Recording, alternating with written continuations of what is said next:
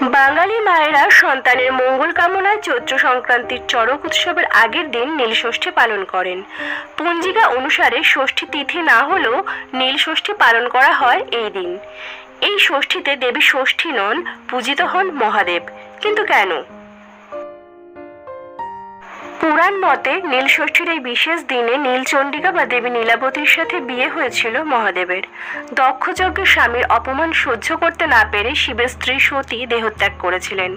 এরপর রাজা নীলোধ্বজের ঘরে নীলাবতী নামে তিনি আবার জন্মগ্রহণ করেন। রাজা নীলোধ্বজ শিবের সাথে নীলাবতীর বিয়ে দেন। মহাদেব নিজে নীলকণ্ঠ, তার সাথে এই দিন নীলাবতী বা নীলচণ্ডিকার বিবাহ হয়েছিল বলে এই দিনটি নীলষষ্ঠী নামে পরিচিত। এই দিনে যে পূজা করা হয় তা নীল পুজো নামে পরিচিত।